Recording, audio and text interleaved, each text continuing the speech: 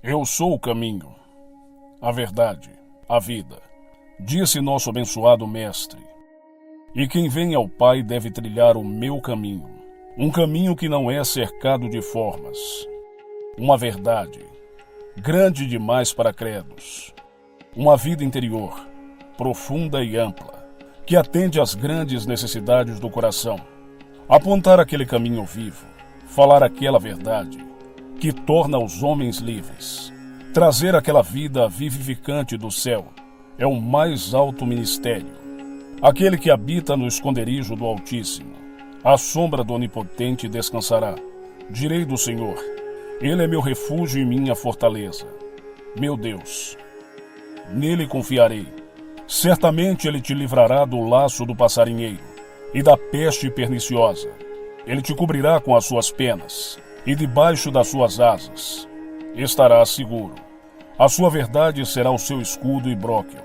Não terás medo do terror noturno, nem da flecha que voa de dia, nem da peste que anda na escuridão, nem pela destruição que assola ao meio-dia. 1000 cairão ao teu lado, e 10.000 à tua direita, mas não chegarão perto de ti.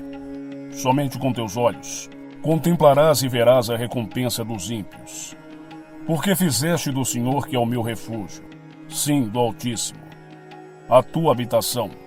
Nenhum mal te sucederá, nem praga alguma chegará à tua tenda, porque Ele dará ordens a seus anjos a teu respeito, para te guardarem em todos os teus caminhos.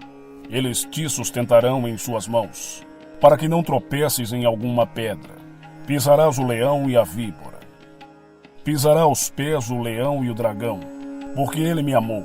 Eu o livrarei, pô-lo-ei no lugar alto, porque conheceu meu nome. Ele me invocará, e eu lhe responderei. Estarei com ele na angústia. Eu o livrarei, e o honrarei. Com longa vida vou satisfazer, e lhe mostrarei a minha salvação. Salmo 91.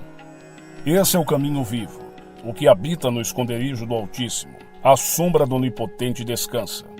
Aquele que continua naquela consistência espiritual, que é um segredo desconhecido para a mente mundana, e está separado de todos os pensamentos errados, permanecerá firme sobre a proteção do amor divino. Os mortais estão descobrindo rapidamente que pensar corretamente os transformará. Rostos e vidas podem ser transformados pelo pensamento verdadeiro, uma vez que a corrente do pensamento flui constantemente. É inevitável que pensemos algo a cada instante. Quão necessário é, então, que formemos uma base correta para nossos pensamentos. Se pensarmos como Deus pensa, estaremos pensando corretamente. A menos que alguém descubra o valor espiritual da Bíblia, seu estudo não vai conseguir lhe revelar a sua real importância. O Evangelho precisa apenas ser entendido em sua simplicidade original, para provar ser um meio de salvação para todo aquele que aplica seus ensinamentos. O pensamento correto e a vida correta estão à mão. Pensamentos corretos darão origem a ações corretas, linguagem correta e condições corretas.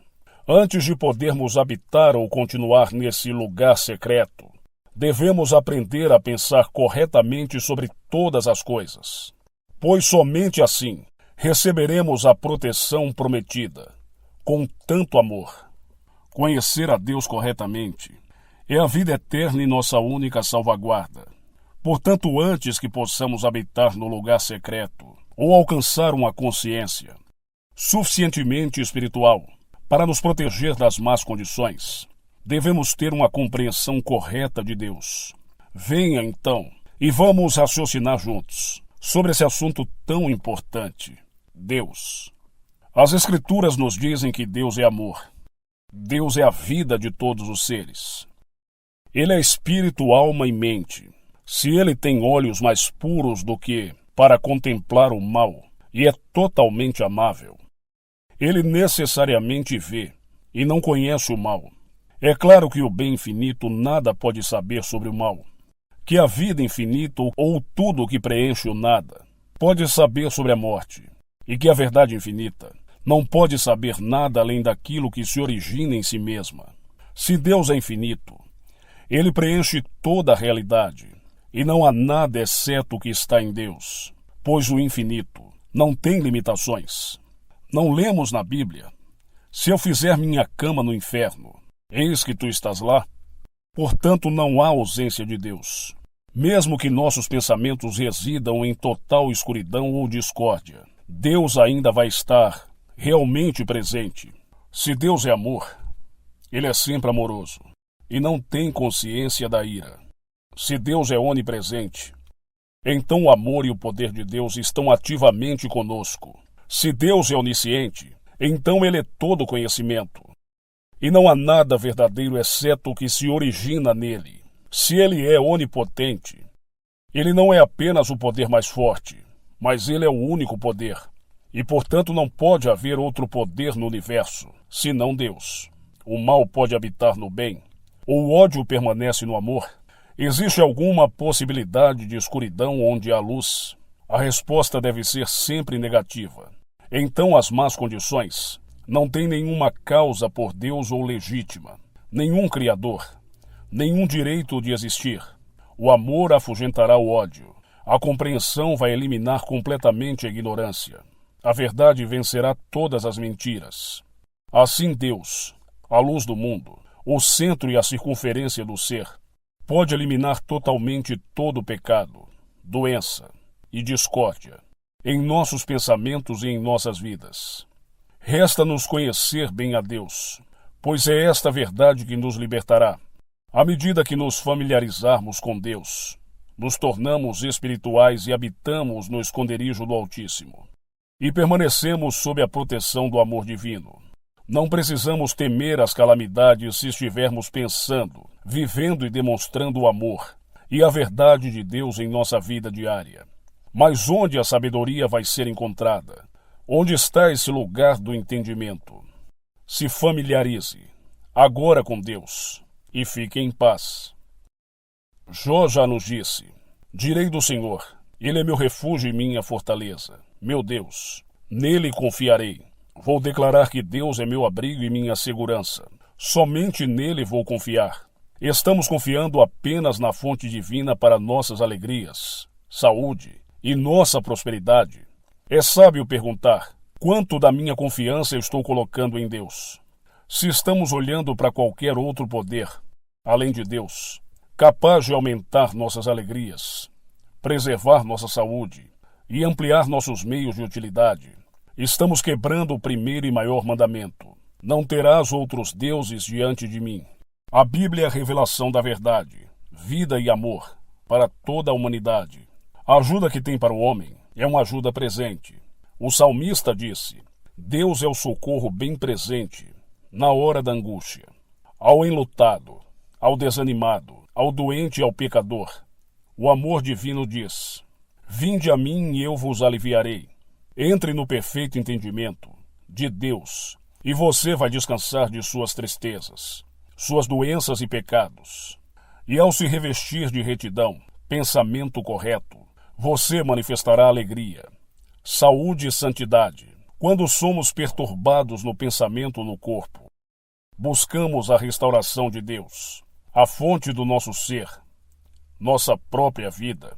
Ou nós corremos atrás de uma pílula ou emplastro e procuramos no homem e na matéria harmonia mental e corporal. Ouça a voz do Espírito. Bendito seja o Senhor, que sara todas as tuas doenças.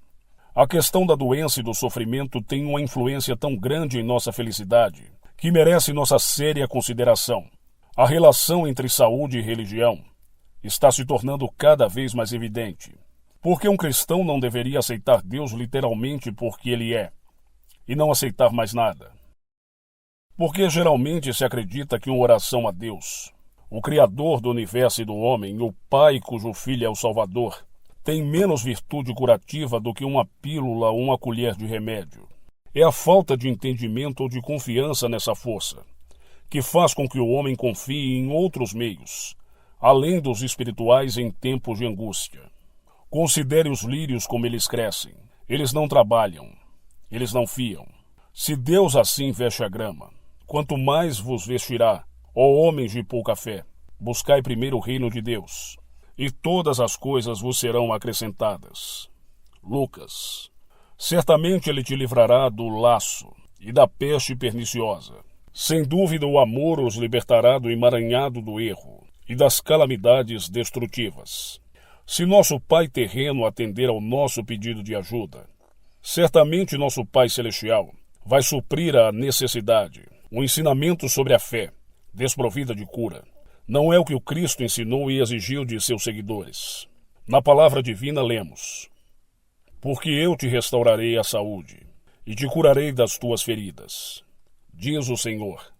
Somente quando conhecemos a lei de Deus e a declararmos e aplicarmos mentalmente, de maneira muito ativa, percebemos os benefícios da sua bondade.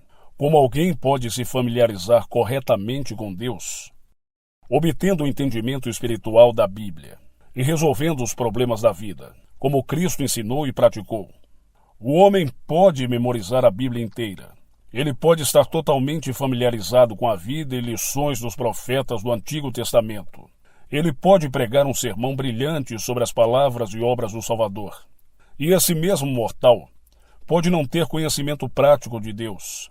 Esse conhecimento significa algo mais do que uma crença cega ou uma profissão de fé. Esse conhecimento para o indivíduo significa uma consciência espiritual de toda a presença e todo o poder. É um conhecimento operacional e demonstrável, que o salvará da doença e do pecado. As pessoas têm a ideia de que aceitaram a Cristo quando se uniram a alguma igreja.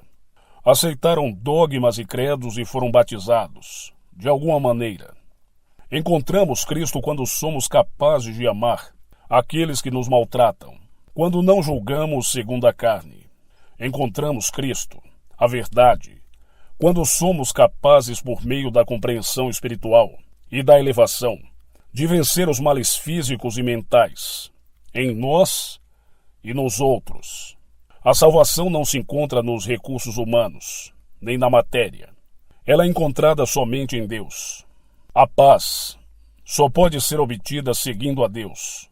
A vida e o amor são inseparáveis.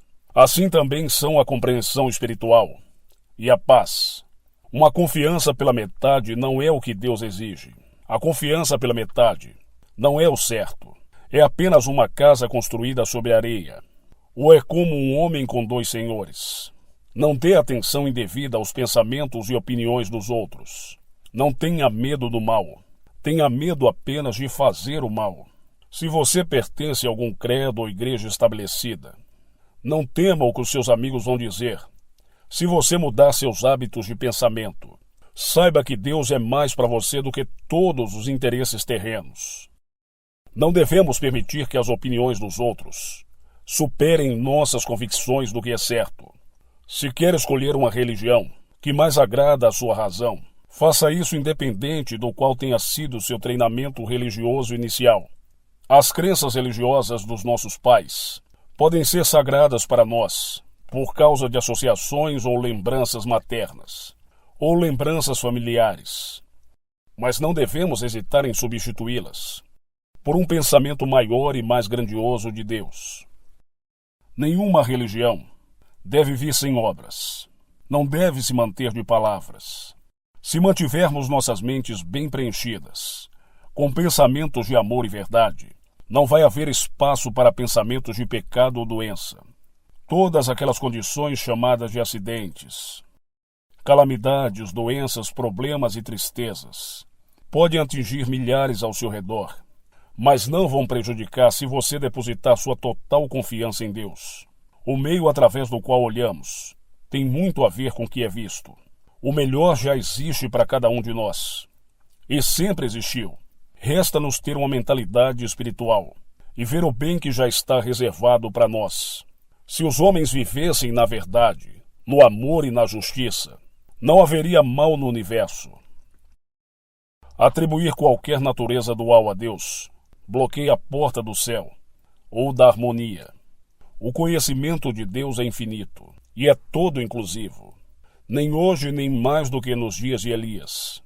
Ele pode ser encontrado no terremoto, no fogo ou no redemoinho. Agora, como sempre, Ele é encontrado na voz mansa e delicada da verdade. Em vez de pensar que encontraremos Deus depois de morrermos, devemos saber que estamos encontrando com Deus agora. Ele é nosso médico, pai e mãe, nossa própria vida. Se encontramos essa força agora, encontramos o céu agora. Toda a beleza e grandeza da terra e do céu estão na sua mão. E Deus é a presença viva, pulsando o universo e o homem. Nada além do véu do sentido material esconde dos mortais a presença do céu. Que adianta, meus irmãos? Se alguém disser que tem fé e não tiver obras, a fé pode salvá-lo. A fé, se não tem obras, é morta. O Mestre resolveu os problemas da vida, de acordo com a lei divina. Familiarizou homens com seus pais celestiais. Ele confortou os aflitos, curou os enfermos, revelou o caminho para a santidade e ensinou a salvação universal de todos os homens do mal, da discórdia, do pecado, da doença e da morte. O dia dos milagres não passou. Não há razão para alguém que acredite nos ensinos das Escrituras duvidar que esses ensinos sejam práticos hoje. O caminho da salvação do mal não mudou. O que devo fazer para ser salvo? Salvo do erro, deixe entrar a luz de Deus. A escuridão não é algo, mas sim a falta de algo, a falta de luz. A luz do entendimento traz a cura para a mente e o corpo, e a consciência humana torna-se obediente ao divino. O mal parece muito real para aquele que o pensa, mas quando nos afastamos do mal, nos tornamos mais espirituais e percebemos mais claramente a realidade do bem e a irrealidade do mal. Não pense que está fazendo tudo o que pode, porque guarda seus pensamentos errôneos para si mesmo. É sábio guardar nosso discurso, mas quando o pensamento se torna cauteloso, haverá pouca necessidade de guardar o discurso. Aos homens são dado todo o tempo necessário, no qual eles possam trabalhar em sua salvação. Se isso não fosse verdade, a força de Deus não ia exigir isso. O que vencer, herdará todas as coisas. E eu serei seu Deus e ele meu filho. Como humanos, todos nós erramos, e podemos superar o erro apenas quando vemos e o corrigimos, e paramos de pecar. Todos os pecados do mundo vão desaparecer com a aplicação diária da verdade. Todo homem tem seu calcanhar de Aquiles, ou alguma condição defeituosa de pensamento. Procuremos a condição vulnerável e nos apressemos em vencer nossas fraquezas. Se não queremos condições discordantes no nosso corpo, devemos permanecer no amor. É somente pelo crescimento constante, pela elevação contínua das coisas que colocamos sob nossos pés, que podemos alcançar nosso direito espiritual, inato, a perfeição. Esse crescimento de pensamento e caráter ocorre por meio de uma atividade amorosa, sincera, persistente e vigilante, lutando pela perfeita realização do ideal que nos foi estabelecido na vida e nos ensinamentos de Cristo Jesus.